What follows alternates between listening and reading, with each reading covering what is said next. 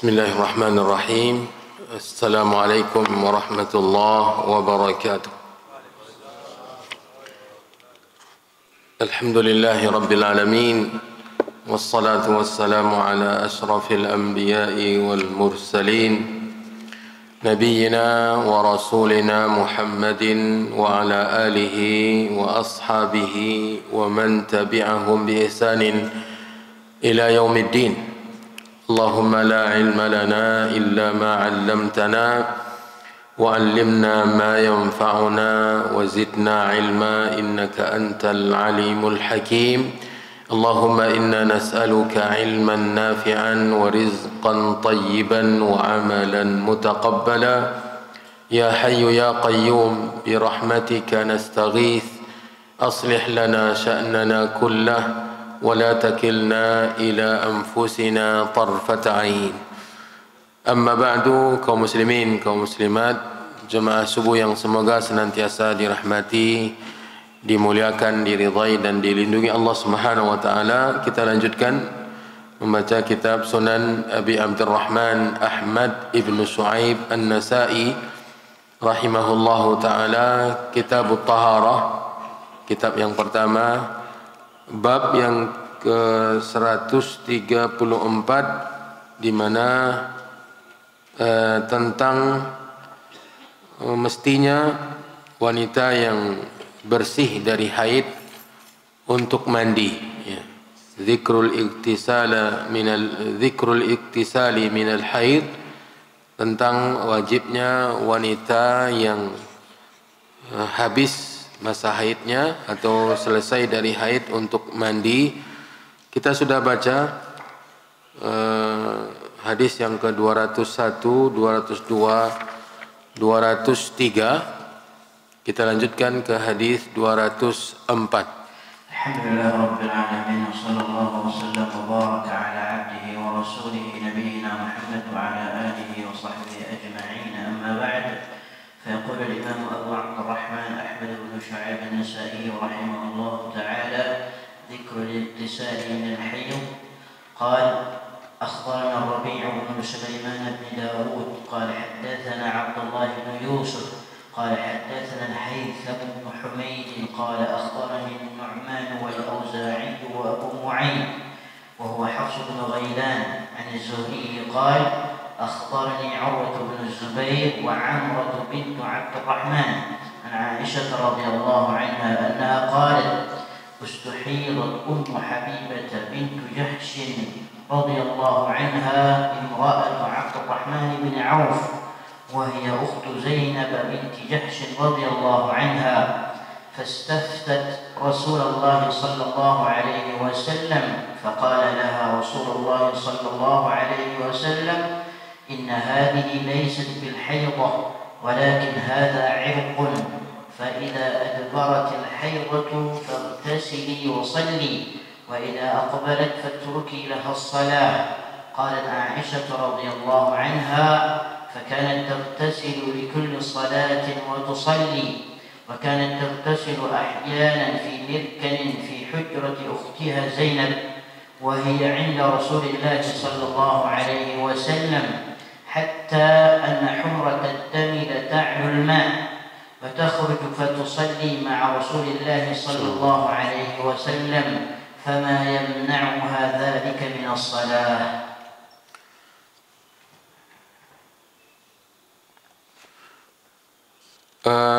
Hadis Ummul Mukminin Aisyah radhiyallahu taala anha yang dibawakan oleh Imam Nasa'i di sini, tentang istihadahnya istri Abdurrahman bin Auf. Ya, istri Abdurrahman bin Auf mengalami istihadah. Istihadah apa bedanya dengan haid? Darah luka, darah segar. Ya. Sementara haid darah kotor. Ya. Dan istri Abdurrahman bin Auf, yaitu Ummu Habibah bintu Jahsh Ummu Habibah bintu Jahshin mengalami istihadah. Kata Aisyah radhiyallahu anha, beliau menjelaskan Ummu Habibah ini adalah istri Abdurrahman bin Auf. Dia juga saudari dari istri Nabi Zainab bintu Jahsh. Ya. Berarti dia adalah ipar Nabi SAW dari istrinya Zainab bintu Jahshin. Lalu Ummu Habibah ini meminta fatwa kepada Nabi SAW. Fastaftat Rasulullah SAW. Sebagaimana dalam riwayat yang lain, dia bertanya, afa ada'u shalah, apakah kondisi saya yang seperti ini mesti meninggalkan salat sebagaimana halnya haid? Ya.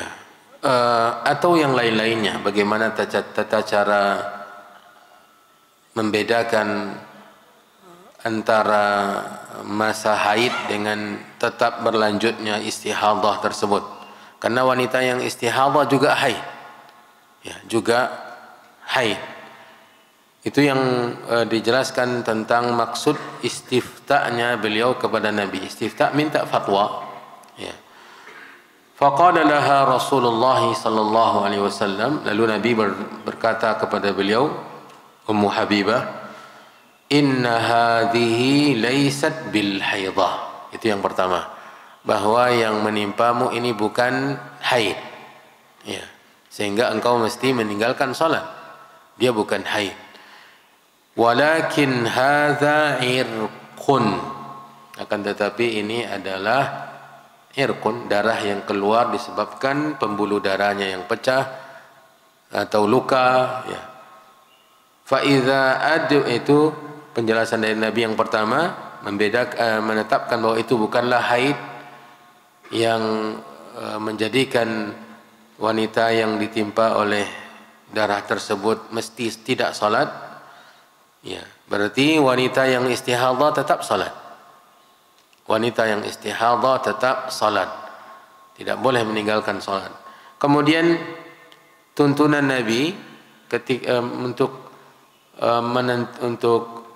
menetapkan ketika haid juga harus hukumnya hukum haid. Kata Nabi, fa idza adbaratil haidatu faghtasili wa shalli. Jika jadwal haidmu sudah selesai dalam masa istihadah tersebut, artinya berhenti haidmu, maka mandilah. Ini dalil dari bab kita, wajibnya wanita yang selesai haidnya untuk mandi, ya, untuk mandi walau dalam keadaan istihadah. Darah tetap keluar karena dia istihadah. Cuma yang telah berhenti jadwal haidnya selesai. Misalnya 6 hari. Sebelum 6 hari ini darah juga keluar, yaitu darah istihadah. Dan hukumnya hukum wanita yang suci. Salat, melakukan hal-hal yang lain, tidak ada yang dilarang atau tidak ada yang membuat dia tidak boleh melakukan sesuatu. Kemudian ketika masa haidnya masuk, fada'i salat, jangan salat. Selesai masa haid, apa yang harus dilakukan? Mandi. Itu yang pertama. Faghtasili, maka mandilah, wa shalli, dan tegakkanlah salat. Ya. Tegakkanlah salat. Nah, ini dalil wanita yang selesai haid mandi. Ya. Wa idza aqbalat fatruki lahas shalah. Jika datang waktu haidmu, maka tinggalkanlah salat.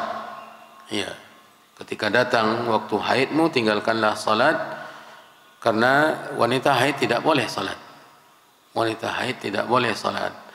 Nah, inilah yang berkenaan dengan bab, yaitu tentang wajibnya wanita yang selesai haid untuk mandi, kemudian ketika haid tidak boleh salat, ya, walaupun dia dalam keadaan istihadah. Qalat Aisyah, Ini Aisyah melanjutkan cerita tentang Ummu Habibah ini bintu Jahshin. Fakanat taghtasilu li kulli salatin wa tusalli. Ummu Habibah beliau mandi setiap mau salat. Ya, kemudian beliau salat. Jadi setiap hendak salat beliau mandi. Ya. Ini bukan karena haidnya, tetapi istihadahnya. Kalau yang masalah haid, mandinya kapan?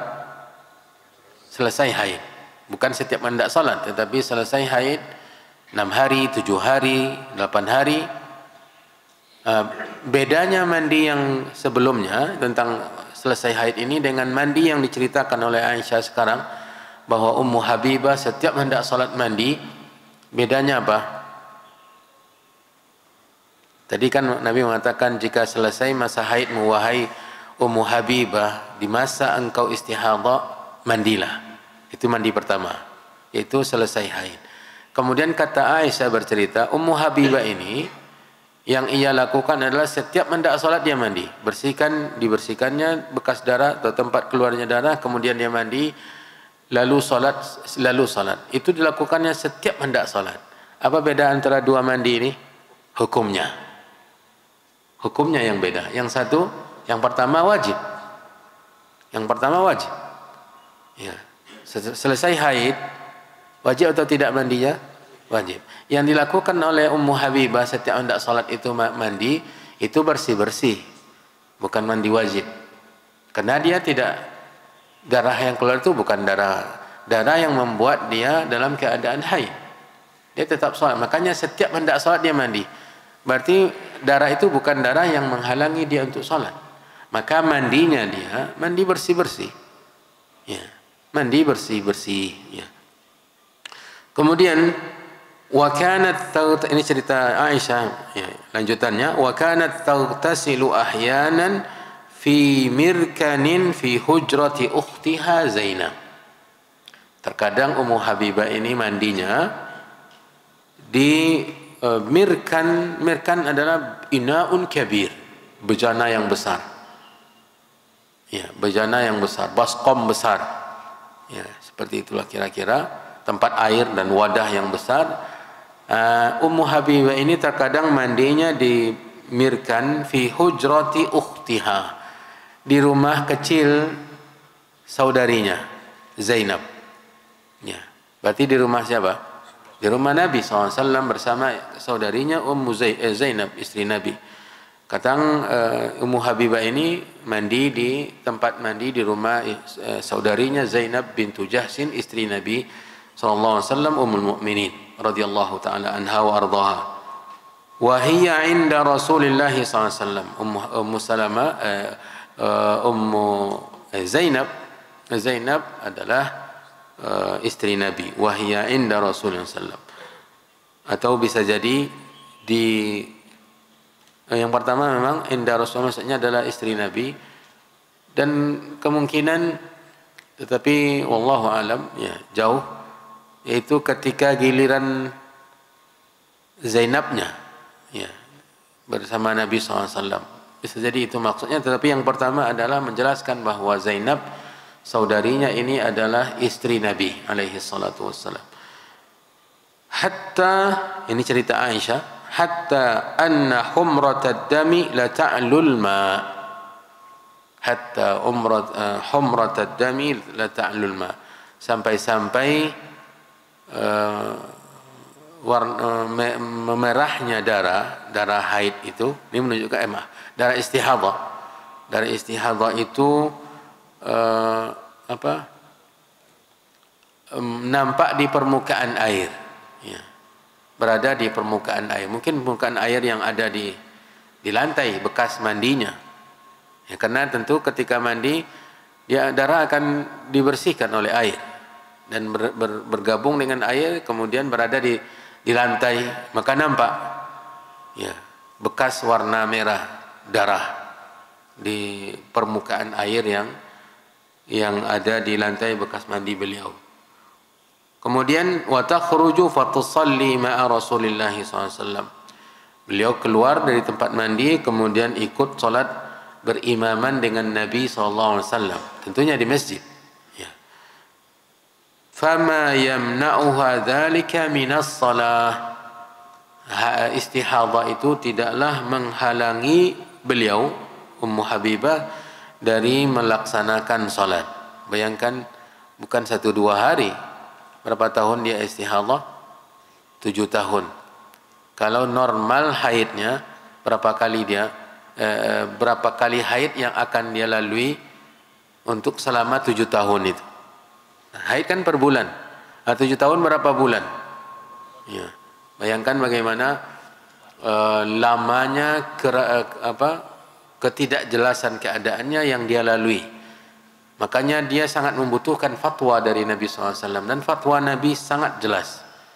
Sangat jelas. Cuma dia hanya nanti yang dia ragu, yang perlu dia cermati adalah kapan masa haidnya tiba. Bisa jadi karena teratur, kadang-kadang kan teratur tanggal 1 bulan baru datang haidnya. 6 hari setelah itu selesai haid.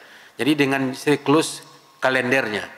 Ada yang kalau itu kan tidak terlalu sulit. Kalau teratur tanggal 1 tiap bulannya, berarti tidak terlalu sulit untuk sekarang ini. Tapi kalau tidak teratur, ini yang sangat susah. Makanya membedakan warna darah merah bercampur dengan darah hitam kan berbeda juga. Darah kotor. Dari aromanya juga berbeda. Ya.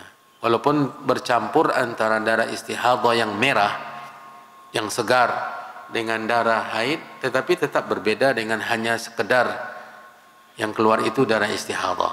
Nah, ini kondisi Ummu Habibah bintu Jahsin, istri Abdurrahman bin Auf. Istri Abdurrahman bin Auf. Para jemaah yang dirahmati dan dimuliakan oleh Allah, banyak hukum-hukum yang bisa diambil dari hadis ini, tetapi yang berhubungan dengan bab kita adalah tentang wajibnya mandi selesai haid. Hadis berikutnya 205. Qala rahimahullah ta'ala akhbarana Muhammad bin Salamah qala haddathana ibn Wahab an Amr bin al-Harith an ibn Shihab an Urwa wa Amra an Aisyah radhiyallahu anha anna Habibah radhiyallahu anha ختنة رسول الله صلى الله عليه وسلم وتحت عبد الرحمن بن عوف رضي الله عنه استحيضت 7 سنين استفتت رسول الله صلى الله عليه وسلم في ذلك فقال رسول الله صلى الله عليه وسلم إن هذه ليست بالحيضة ولكن هذا عرق فاغتسلي وصلي. Masih hadis Aisyah radhiyallahu anha, dibawakan oleh An-Nasa'i rahimahullahu taala, berkenaan dengan Ummu Habibah radhiyallahu taala anha, istri Abdurrahman bin Auf, dan dia adalah khatanatu ipar. Khatanatu Rasulullah SAW, ipar Nabi.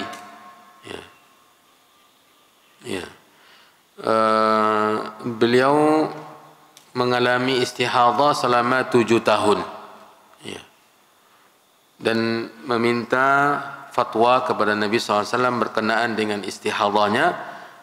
Maka Nabi SAW menjelaskan, sungguhnya darah yang keluar dari kemaluanmu itu bukanlah darah haid.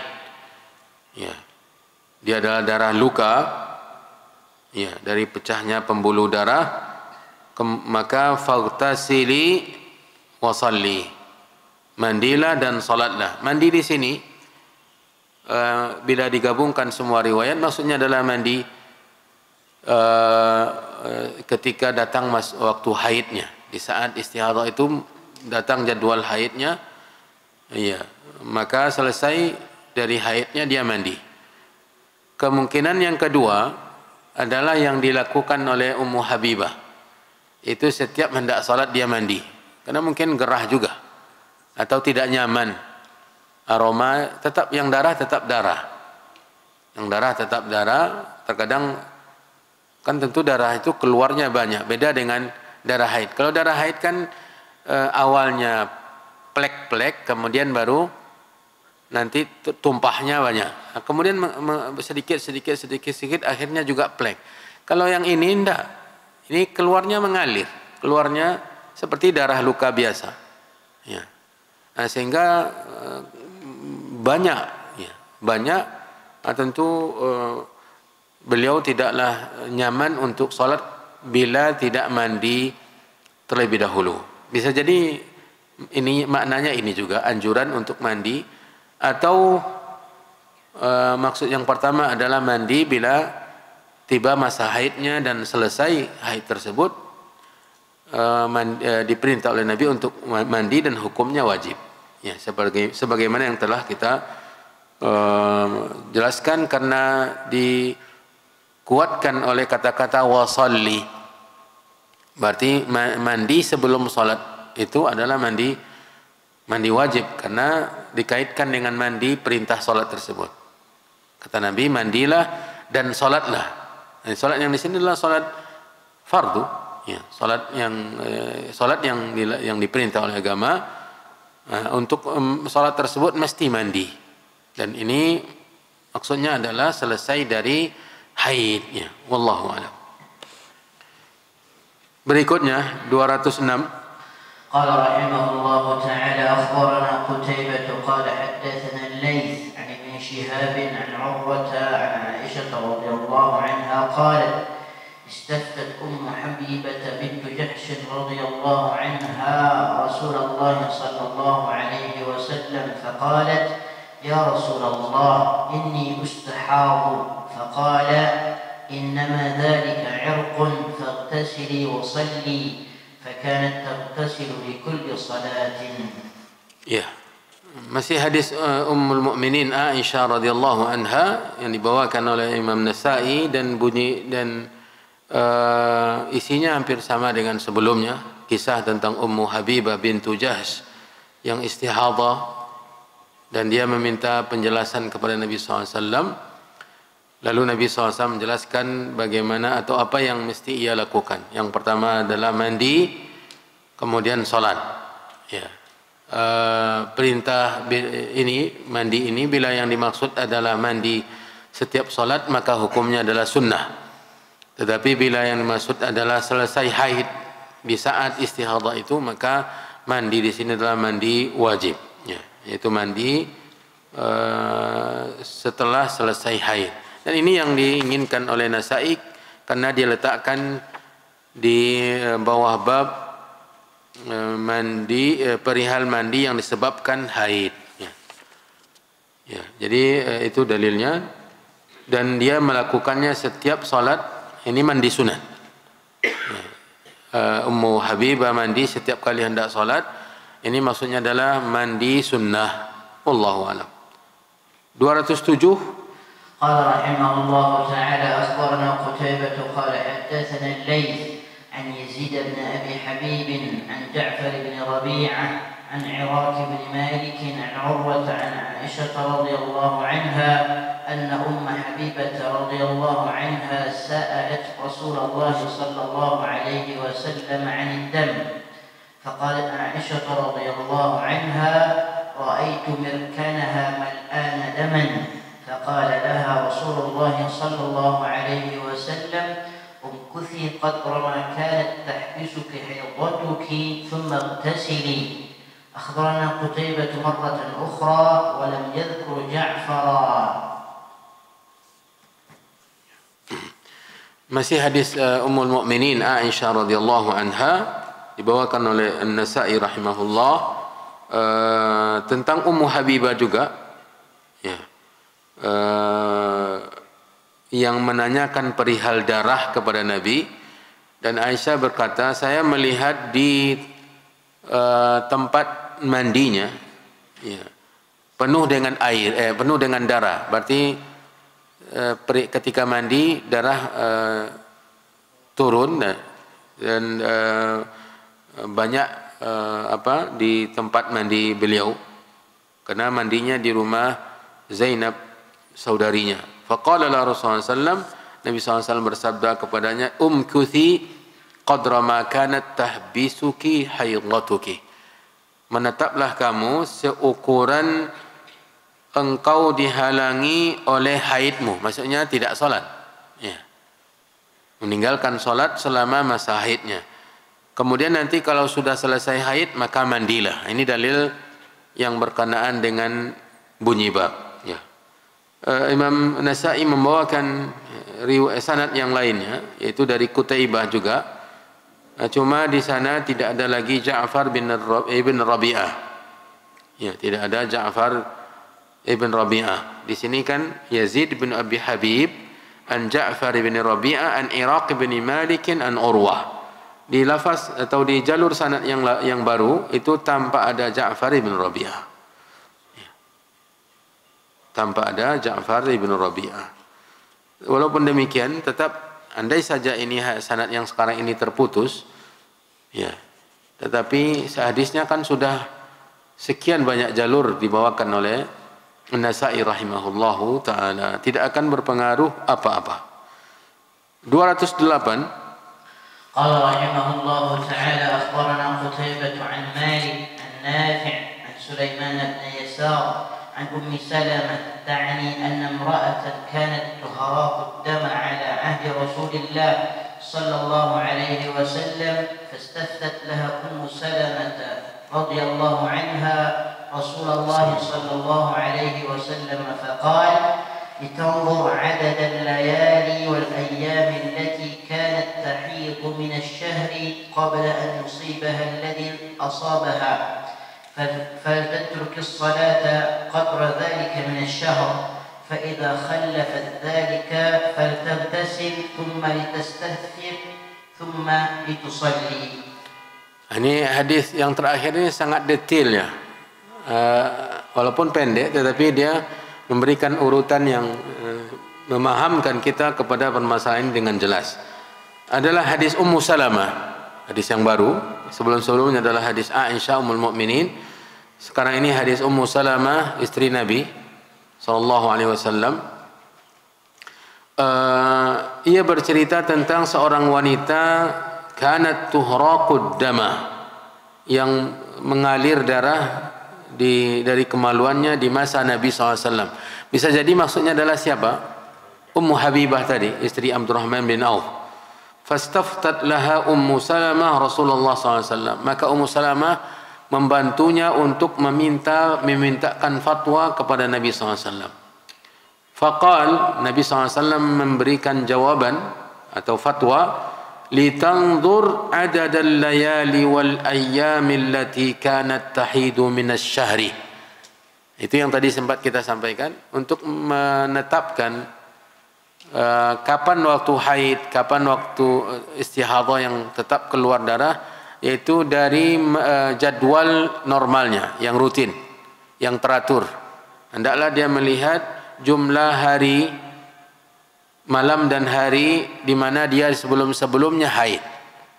Ini untuk yang siklus haidnya teratur, sehingga dia seperti yang kita katakan, misalnya datang awal bulan terus tanggal 1, maka itu yang jadikan patokan nanti untuk menetapkan waktu haidnya.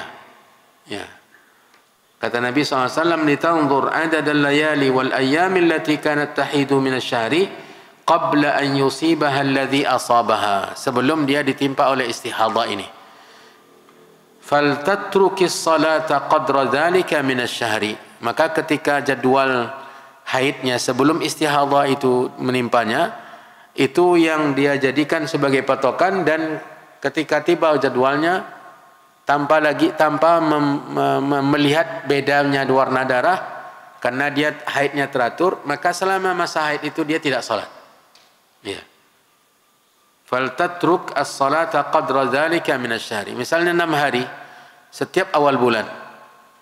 Kan sebelum awal bulan kan dia sudah keluar darah istihadah, darah merah. Nah, tiba tanggal 1 awal bulan, mulai dia tidak salat.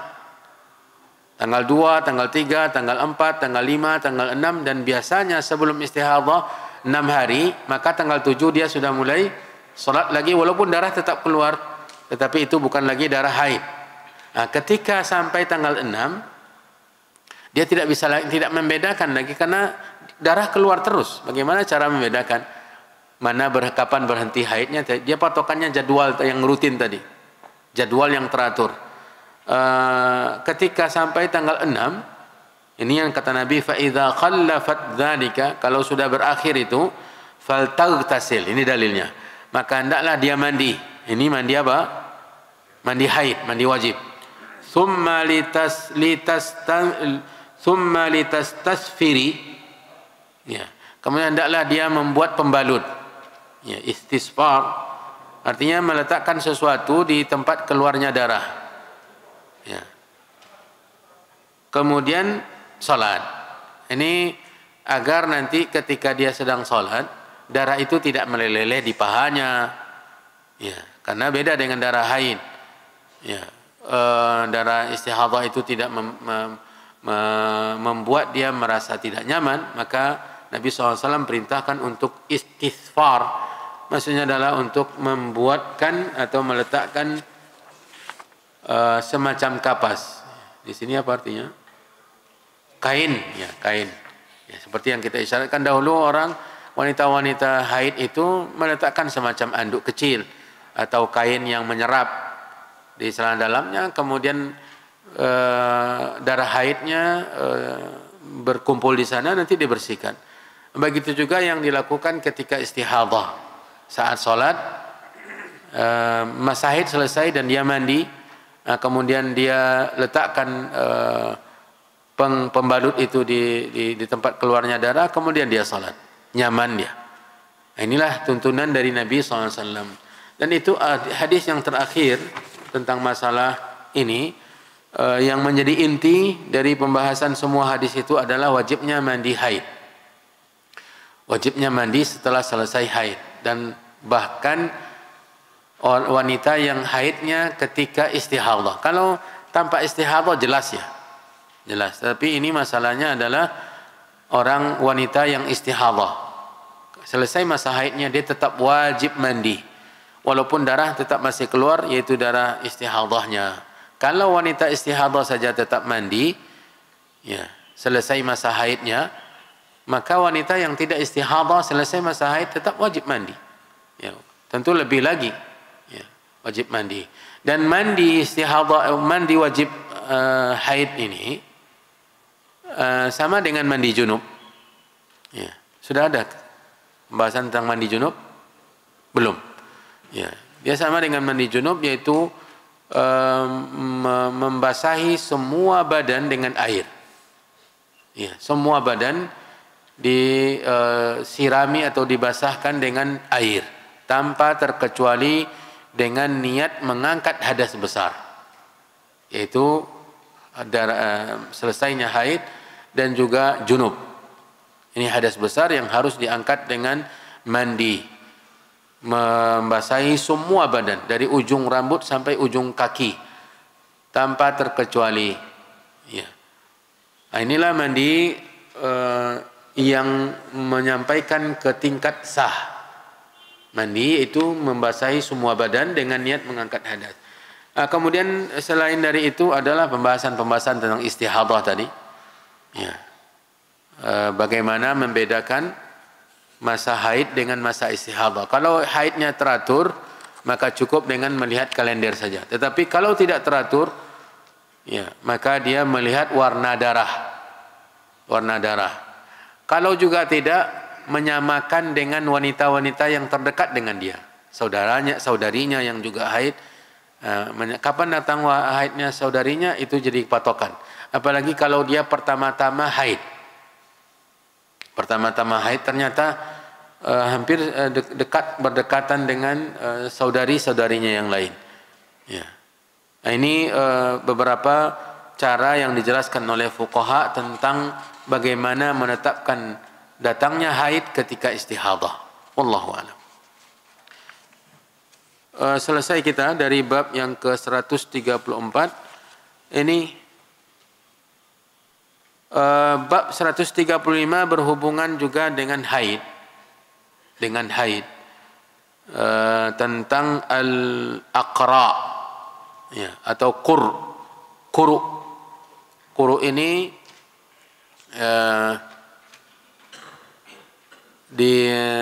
berbeda pendapat para ulama menafsirkannya, apakah quru ini masa haid atau dia masa suci di antara haid.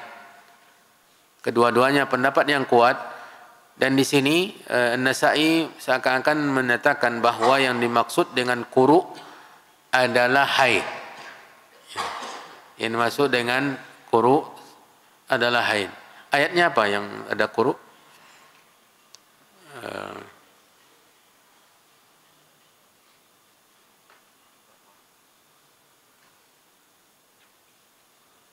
Salasata quru.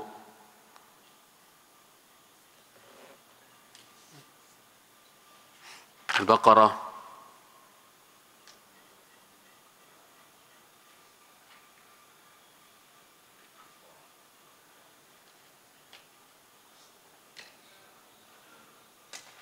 Wal-mutallaqatu yatarabbasna bi anfusihinna thalathata quru.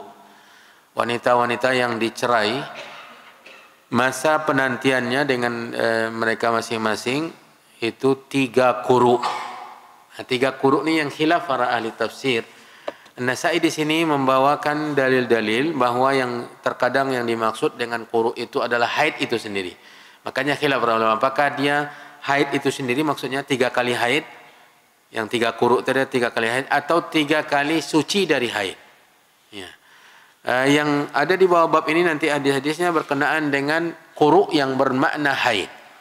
Kita baca hadis yang pertama 209. قال رحمه الله تعالى ذكر الأقرار قال أخبرنا الربيع بن سليمان بن داود بن إبراهيم قال حدثنا إسحاق بن بكر قال حدثني أبي عن يزيد بن عبد الله عن أبي بكر بن محمد عن عمرة عن عائشة رضي الله عنها أن أم حبيبة بنت جحش رضي الله عنها التي كانت تحت عبد الرحمن بن عوف رضي الله عنه وأنها استحيضت لا تطهر فذكر شأنها لرسول الله صلى الله عليه وسلم فقال إنها ليست بالحيضة ولكنها ركضة من الرحم فلتنظر قدر قرئها التي كانت تحيض لها فلتترك الصلاة ثم تنظر ما بعد ذلك فلتغتسل عند كل صلاة.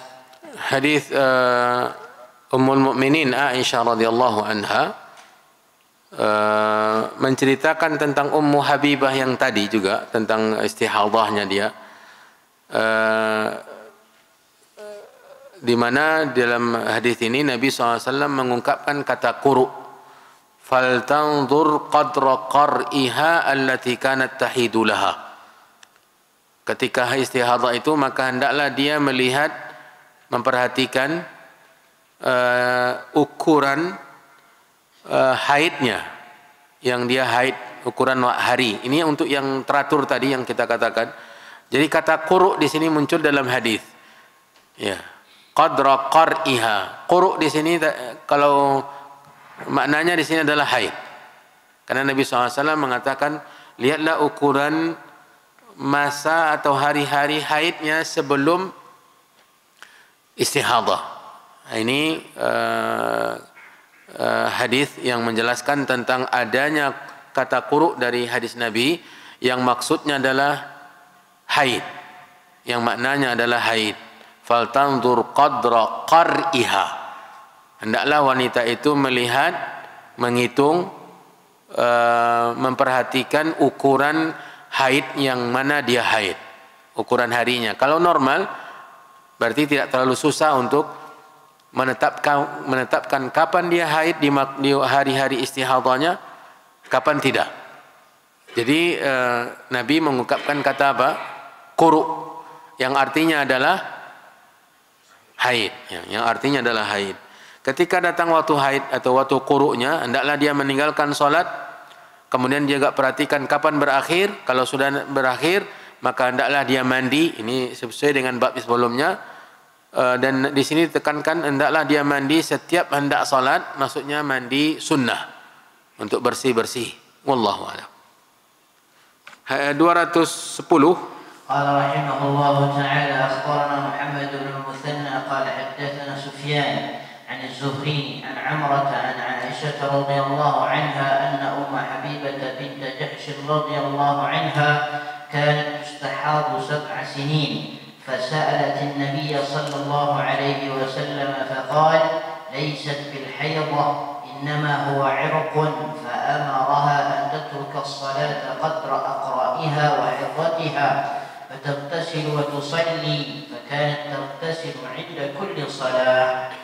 Hadis berikutnya 211. قال رحمه الله تعالى أخبرنا عيسى بن حماد قال حدثنا الليث عن يزيد بن أبي حبيب عن بكير بن عبد الله عن المنذر بن المغيرة عن عروة أن فاطمة بنت أبي حبيش رضي الله عنها حدثت أنها أتت رسول الله صلى الله عليه وسلم فشكت إليه الدم فقال لها رسول الله صلى الله عليه وسلم إنما ذلك عرق فانظري إذا أتاك قرؤك فلا تصلي وإذا مر قرؤك فتطهري ثم صلي ما بين القرء إلى القرء هذا الدليل على أن الأقراء حيض. قال أبو عبد الرحمن وقد روى هذا الحديث هشام بن عروة عن عروة ولم يذكر فيه ما ذكر المنذر. Hadis 212. قال رحمه الله تعالى أخبرنا إسحاق بن إبراهيم قال أخبرنا عبدة ووقيع وأبو معاوية قالوا حدثنا هشام بن عروة عن أبيه عن عائشة رضي الله عنها قالت جاءت فاطمة بنت أبي حبيش رضي الله عنها إلى رسول الله صلى الله عليه وسلم فقالت إني امرأة أستحاض فلا أطهر أفأدع الصلاة؟ قال لا إنما ذلك عرق وليس بالحيضة فإذا أقبلت الحيضة فدع الصلاة وإذا أدبرت فاغسلي عنك الدم وصلي.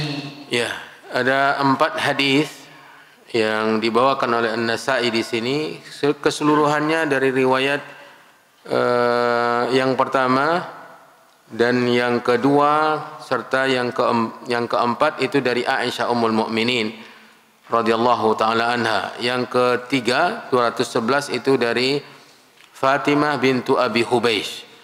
Ya, Fatimah bintu Abi Hubeish atau Fatimah bintu Qais. Yang ada di riwayat di hadis 201. Fatimah bintu Qais, beliau lah yang ada dalam riwayat hadis 201 yang juga istihadah. Berarti dalam riwayat tentang istihadah ini berapa wanita yang sudah kita ketahui yang pernah istihadah di zaman Nabi? 2. Yang pertama Fatimah bintu Abi Hubeish atau Fatimah bintu Qais. Yang kedua adalah Ummu Habibah bintu Jahsin, saudari dari Ummul Mukminin Zainab bintu Jahs. Ya, adapun dari keseluruhan hadis atau dari 4 hadis tersebut, di dalamnya semua ada kata-kata quru. Ada kata-kata quru dari hadis Nabi SAW yang maksudnya adalah haid. Yang maksudnya adalah haid. Hadis yang ketiga tadi atau yang kedua, hadis Ummul Mukminin Aisyah tentang Ummu Habibah, Nabi mengatakan, Aisyah mengatakan fa amaraha an tatruka shalah qadra arqaiha. Qadra aqraiha. Nabi memerintahkan dia untuk tidak salat atau meninggalkan salat selama haidnya. Aqra di situ artinya haid. Maka setelahnya ia mengatakan qadra arqaiha wa haidatiha. Qadra aqraiha wa haidatiha berarti al-quru dengan haid sama artinya. Ya. Hadis ketiga 211 hadis Fatimah bintu Abi Hubeish atau Fatimah bintu Qais yang juga istihadah. Nabi mengatakan fanduri idza ataki qar'uki. Qar'uki. Quru, dan quru di sini artinya adalah haid. Ya, idza ataki qar'uki fala tusalli. Jika datang waktu haidmu maka janganlah engkau salat. Ya, kata haid, makna haid ini dilafazkan oleh Nabi dengan qur. Fa idza marra qar'uki, jika selesai qara'mu atau qurukmu, maksudnya adalah haid, maka mandilah, fatatahhari. Makanya di selesai hadis yang ke-211 ini, An-Nasa'i mengatakan, hadzal dalil ala anna al-aqra' haidun. Ini merupakan dalil bahwa quru' artinya adalah haid, ya. Berkata juga beliau, aqala Abu Abdurrahman wa qad rawa hadzal hadis Hisham bin Urwah an Urwata wa lam yadhkur fihi ma dzakara al-Munzir.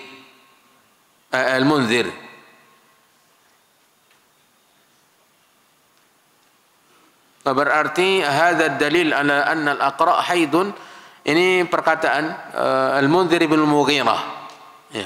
Hadzal dalil ala anna al-aqra' haidun, hadis ini merupakan dalil bahwa maksud dari quru' adalah haid. Kata Abu Abdurrahman Nasa'i, Hisham bin Urwah meriwayatkan juga hadis ini dari ayahnya Urwah bin Zubair, tetapi tidak ada kata-kata hadzal dalil, apa yang disebutkan oleh Al-Munzir bin Mughirah, ini dalil bahwa quru' itu bermaksud haid, ya. Sementara hadis yang ke-212 yang terakhir itu sama dengan hadis sebelumnya dari hadis Aisyah. Para jemaah yang dirahmati dan dimuliakan oleh Allah, terlepas dari hadis ini, para ulama jelas sudah berbeda pendapat tentang makna quru' dalam ayat wal mutallaqatu yatarabbasna bi anfusihinna thalathata quru'. Wanita yang cerai menunggu dengan diri mereka 3 quru', ya, 3 quru'. Jadi quru' yang ada dalam ayat tersebut berbeda pendapat para ahli tafsir dan juga fuqaha menafsirkannya. Ada yang mengatakan haid dan dalilnya sekarang ini, ya, Nabi SAW bermaksud dengan kata quru' adalah haid. Dan ada yang mengatakan bahwa yang dimaksud dengan quru' adalah suci, yaitu suci di antara 2 haid. Sekarang misalnya cerainya cerai sunnah, yaitu sang suami menceraikan istrinya di waktu suci yang dia belum berhubungan intim dengannya, fi tuhrin lam yujami'ha fi, ketika masa suci yang dia belum menggaulinya. Berarti mulai start dia masa iddahnya adalah, kalau artinya adalah haid, maka haid yang pertama, setelah itu kemudian suci, kemudian haid lagi, yang kedua kemudian suci, kemudian haid lagi. Selesai haid yang ketiga, berakhirlah masa iddahnya. Andai saja sang suami tidak rujuk, selesai haid yang ketiga, maka tolaknya menjadi cerai apa? Cerai putus habis, tolak bain. Dan dia kalau hendak kembali mesti dengan akad yang baru. Tidak bisa langsung berhubungan intim atau mengatakan kita rujuk, enggak. Kalau sudah berakhir haid yang ketiga tadi, karena di sini maksudnya adalah haid, maka selesai haid yang ketiga dia juga tidak rujuk dengan istrinya, maka tolaknya menjadi tolakun bainun, pisah, putus, dan tidak bisa sekedar rujuk saja, harus diulangi akad kembali, ya, diulangi akad kembali. Tetapi bila yang berpendapat itu adalah suci, berarti ini lama waktunya. Kalau dia menerapkan tolak sunnah, berarti dia menceraikan istrinya di waktu suci yang dia belum menggaulinya. Berarti waktu haid yang pertama belum mulai. Suci yang berikutnya. Kemudian haid yang kedua, kemudian suci yang kedua, haid yang ketiga, suci yang ketiga. Mana yang lebih lama? Ya. Makanya pendapat bahwa itu haid ini lebih dekat kepada yang rajih, karena apalagi ditekankan di sini Nabi SAW berkata dengan kata-kata quru' yang artinya haid. Berarti pendapat yang kuat adalah pendapat yang menyatakan bahwa yang dimaksud dengan quru' dalam ayat, salah satu quru' adalah haid. Yang pertama karena, tapi kalau bagi suami kan lebih lebih membuat atau lebih menyenangkannya yang maknanya haid. Kalau dia menceraikannya dengan sunnah, karena cerai ketika haid bid'ah. Termasuk cerai bid'ah ketika menceraikan istri ketika haid. Kenapa dia bid'ah? Karena kalau dia memegang pendapat bahwa quru itu haid, akan lama waktunya. Selesai haid atau selesai haid ketika dia menceraikan, kemudian suci, ini tidak terhitung. Kemudian haid ini yang pertama mulai terhitung. Jadi para ulama berpendapat bahwa yang dimaksud dengan quru adalah haid. Berdasarkan hadis-hadis dan semuanya sahih ya. Hadis pertama sahihul isnad, hadis kedua sahih, hadis ketiga sahih, hadis keempat juga sahih, di mana Nabi SAW mengungkapkan kata quru yang artinya adalah haid. Ya, yang artinya adalah haid. Dan ini akan bersangkutan, berhubungan dengan pasangan suami istri yang tersangkut kasus cerai menceraikan. Ini berhubungan dengan suami yang mudah menceraikan, yang mudah mengatakan engkau cerai, engkau saya talak. Ini semua kata-kata yang mesti dia memahami pembahasan ini. Ya. Dan kita ingatkan, seringkali kita mengingatkan orang-orang yang datang membawa kasus perceraian untuk tidak menjadikan kata cerai sebagai ancaman. Terkadang sang suami karena marah sama istrinya mengancam, karena ingin menekan istrinya mengancam, minta uang kalau tidak diceraikan, ya. Atau lakukan ini kalau tidak saya ceraikan, hentikan ini kalau tidak saya ceraikan. Marah sedikit cerai. Ini semuanya perkara yang berbahaya, karena perceraian itu bukan permainan dan juga bukan ancaman. Cerai itu adalah solusi terakhir dalam problematika rumah tangga. Ditawarkan cerai oleh agama ketika sudah tidak menemukan lagi solusi. Ya, dan itu solusi yang terakhir. Ini tidak, baru bertengkar sudah ambil solusi cerai. Ya, mengancam istrinya dengan kata-kata saya ceraikan kamu. Ya. Dan seringkali istri-istri datang mengeluhkan suaminya setiap kali bertengkar cerai. Ya. Setiap kali ada masalah cerai. Betapa mudahnya. Nanti selesai, ya, nanti dia sendiri yang ragu. Karena dia khawatir kalau sudah cerai, kemudian rujuk, cerai, rujuk, dia khawatir tidak sah lagi. Dan kalau tidak boleh rujuk lagi, kecuali istrinya menikah dengan laki-laki lain, baru dia ketakutan. Ya. Nanti dia memberikan bermacam alasan, 1001 alasan. Yang pertama itu Ustaz gini, yang kedua begini. Dicarinya alasan-alasan bagaimana tidak 3. Jadi awalnya kan dianggap itu ancaman, ya, karena dan perceraian, kata cerai itu bukan permainan. Kata Nabi SAW, "Thalathatun hazluhun jidduhunna jiddun wa hazluhunna jiddun." Ada 3 perkara yang sungguh-sungguhnya sungguh-sungguh, yang main-mainnya sungguh-sungguh. Ya, yang main-mainnya sungguh-sungguh. Ya, yang pertama adalah pernikahan. Ya, saya nikahkan anak saya, padahal dia main-main. Ini sah nih. Ya, hati-hati nanti karena ingin bergurau dengan teman, kemudian walaupun anaknya tidak ada, orang tahu dia punya anak perempuan dan kawannya punya anak laki-laki. Ya. Dia mengatakan dengan gurau-gurau, saya nikahkan anak saya si fulana dengan sufulan anaknya teman saya ini. Ya, dengan mahar ini, dan situ banyak kawan-kawannya. Udah jatuh tuh nikah tuh. Ya. Padahal anaknya umurnya baru 8 tahun kan? Ya, 8 tahun, yang laki-laki umurnya 12 tahun. Nah, ini tidak boleh jadi permainan. Sebagaimana cerai juga tidak boleh menjadi permainan, apalagi ancam-ancaman yang nanti yang bermasalah juga sang suami. Ketika sudah berkali-kali terdengar, kalau sudah 3 kali tidak boleh lagi untuk rujuk sampai istrinya menikah dengan laki-laki lain. Ya. Lalu nanti kalau bercerai lagi istrinya, baru dia akad yang baru dengan mantan istrinya tersebut. Akhirnya dia mulai mencari berbagai macam alasan agar tidak terhitung 3. Ini masalah. Ini masalah. Makanya para ulama kalau ada masalah yang seperti ini mereka tidak mau menjawab. Udah, bawa saja ke pengadilan. Bawa pengadilan. Ya. Bawa pengadilan. Saya sering kali mengatakan itu. Kalau ingin tahu hitam putihnya, udah bawa kasus ke pengadilan. Ya.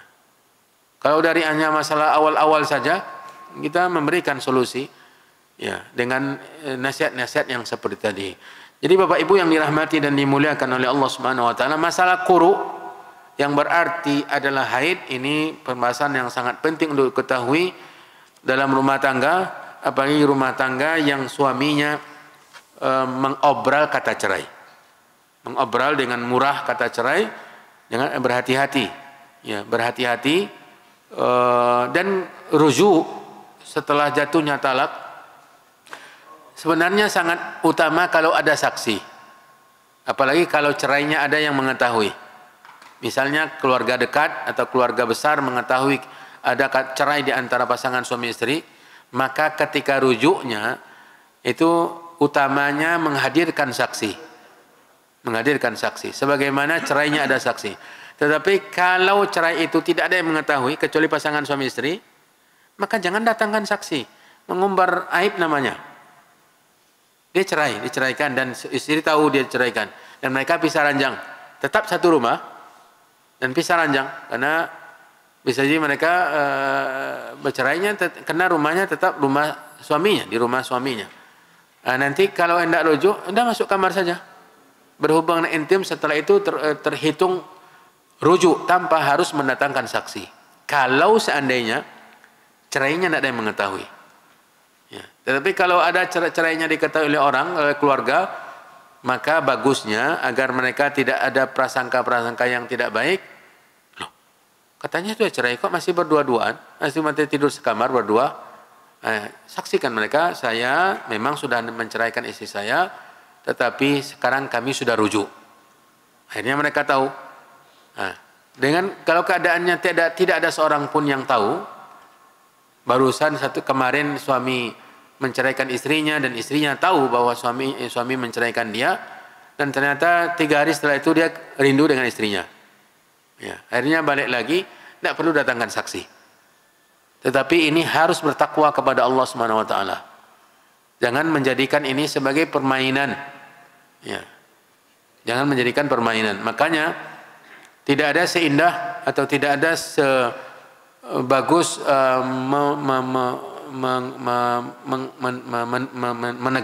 menekankan perceraian itu dengan ketok palu di pengadilan. Jelas hitam di atas putih. Ada konsekuensinya. Tapi kalau sekedar ucapan, ini akhirnya ujungnya banyak permainan. Apalagi suami yang seperti yang saya katakan tadi, sebentar sedikit-sedikit cerai, sedikit-sedikit kata cerai keluar dari mulutnya.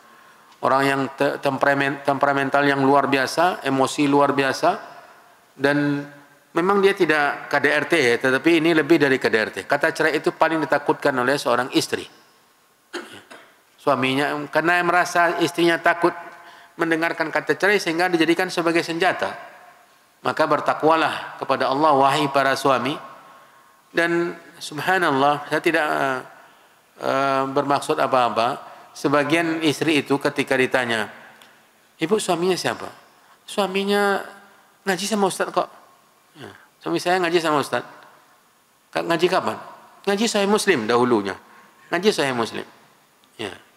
Maka saya ingatkan semua bertakwalah kepada Allah pada istri kita. Nabi SAW mengatakan, istausu bin nisa'i khairah.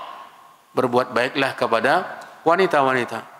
Kemudian juga jangan sampai program poligami yang indah menjadi rusak oleh kita. Menjadi rusak. Dan terkadang sebagian hendak menerapkan poligami tetapi dia tidak adil dalam bersikap. Ya, bersikap. Jangan ambil kesepakatan sebelum nikah mengatakan, kamu saya tidak kasih mabit kecuali 2 hari. Padahal belum nikah ini. Sudah mulai niat menzalimi. Sudah berniat untuk menzalimi. Kalau enggak, kita enggak jadi nikah. Padahal sang istri karena dia janda, calonnya janda dan butuh suami, terpaksalah menerima perjanjian itu karena dia butuh pendamping. Ya nggak apa-apalah 2 hari. Tapi cobalah nanti setelah menikah dia pasti butuh tambahan. Sang suami karena sudah mengambil kesepakatan dari awal merasa kan kau juga yang mau dulu. Nah, ini kezaliman, berhati-hati. Asalnya harus adil. Kalau ingin poligami hasilnya harus adil. Mabitnya harus dibagi adil. Ya. Kapan nanti baru bisa berubah? Setelah menikah. Nah, diminta persetujuannya seperti Hafsah, Saudah. Ya. Asalnya didapat bagian 1 malam. Tetapi ketika dia merasa Nabi SAW tidak lagi mendapatkan apa yang didapatkan oleh seorang suami dari dia karena sudah tua, dan dia merasa bahwa Nabi akan menceraikannya, dia menghibahkan ya bahagiannya, dan ini menunjukkan bahwa sang istri tahu apa yang dibutuhkan oleh suami. Ya. Suaminya butuh poligami, dia tahu. Udahlah, saya carikan. Ya. Apalagi ini masa sekarang ini. Ya. Sang istri harus peka. Saya teringat perkataan Syekh Asim Al-Qaryuti rahimahullah taala, di dewasa ini. Ya, seorang istri mesti peka terhadap kebutuhan suaminya. Mesti peka. Karena di luar sana banyak hal-hal yang membuat suaminya bisa jadi terpedaya, maksiat-maksiat yang di luar. Maka bila dia merasa bahwa suami membutuhkan tambahan, yang minimal ini bukan curhat ya. Kadang enggak itu curhat. Ini terkadang ada yang butuh. Saya mengalami ketika ada permasalahan rumah tangga, ketika suaminya dianggapnya selingkuh, dikatakannya selingkuh. Saya melihat penyebabnya, ibu bagaimana pelayanan dengan suami? Karena kedua-duanya apalagi sibuk mengaji, sibuk ini dan itunya, dan suaminya membutuhkan. Saya katakan, bila ibu tidak ingin suami selingkuh, maka maksimallah dalam melayani. Total lah. Buat suami tidak melihat kepada siapa-siapa lagi, kepada wanita-wanita yang lain. Kalau tidak, lakukan jalur yang syar'i. Ya, jalur yang syar'i. Walaupun ibu tidak mencarikan, tetapi upayakan membukakan jalan untuknya. Jangan membuat dia berdosa atau berdusta. Ini yang saya katakan, saya sampaikan kepada mereka-mereka yang ada masalah. Bukan menganjurkan. Kalau sekarang ini hanya sekedar menyampaikan apa yang saya lakukan ketika ada permasalahan keluarga di hadapan saya.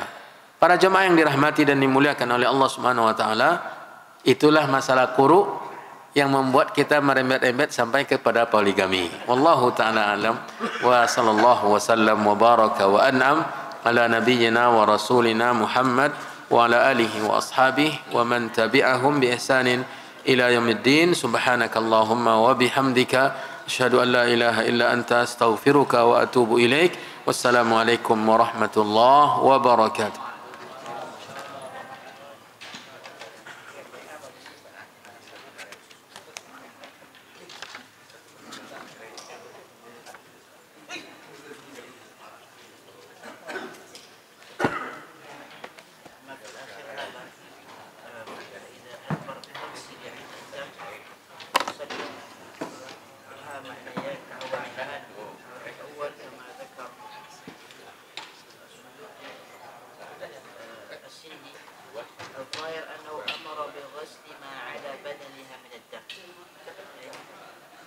أيوة ما تعلق في بدنها من الدم، دم الاستحاضة.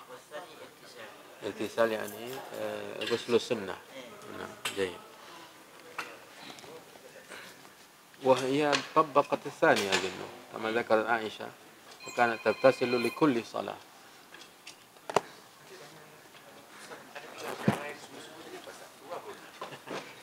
Ya, menikah, cerai, rujuk ya? Khulu. Istri menuntut cerai. Masalah cerai juga istri